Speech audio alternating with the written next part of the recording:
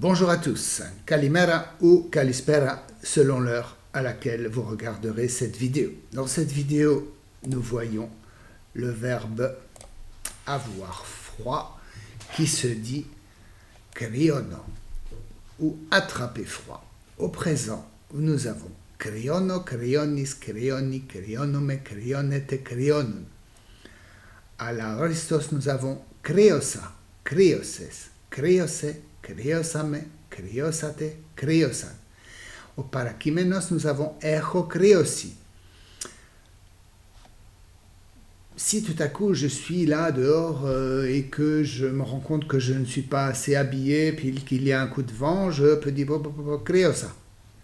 Mais après, quand je rentre et que je me rends compte que je suis toujours pas bien, je suis froid, j'ai besoin d'une tisane, j'ai froid, eh bien, on va dire, ou je me sens pas bien, je vais dire echo kriosi. C'est une action qui est terminée, elle est là. D'accord? J'espère que mes explications sont claires. C'est pas facile de vous faire sentir la différence entre les temps en grec. Echo kriosi, echis kriosi, echi kriosi, echume kriosi, echete, echun. Voilà. Maintenant, nous allons nous pencher un petit peu sur les deux formes du subjonctif.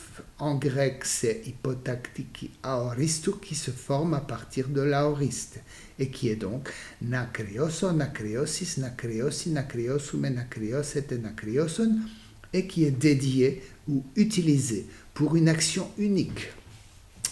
Ensuite, nous avons l'hypotaktiki enestota qui s'appelle donc le subjonctif présent et qui est dédié ou utilisé pour une action répétée qui se forme à partir du présent.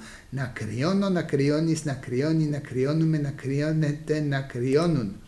Et maintenant, nous essayons de voir cela. J'ai perdu ma barre. Hop, hop, hop, hop, hop, tac, tac, tac, tac. Et j'y suis. Nous essayons de voir ça.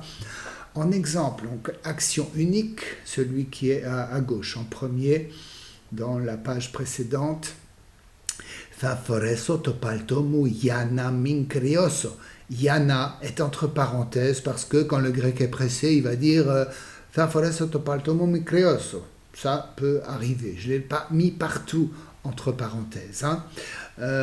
Mais ça fait partie grammaticalement de la phrase. Hein. Ça, c'est pas... c'est simplement dans le langage courant. Vous savez que dans le langage courant, il y a toujours des choses qui se disent ou qui ne se disent pas. On a ça en français aussi. Foreseto palto su yana min creosis. Mets ton manteau pour ne pas attraper froid. Ensuite, voilà, je vous les laisserai lire tous.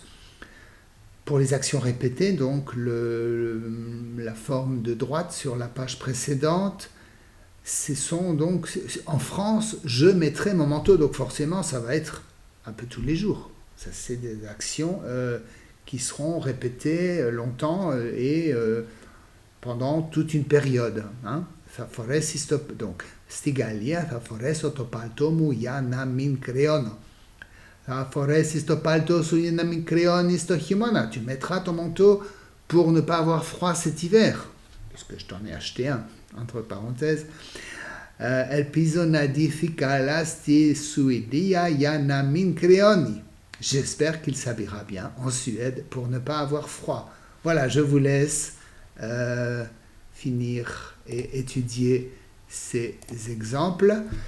Et je vous souhaite une bonne journée jusqu'au prochain verbe.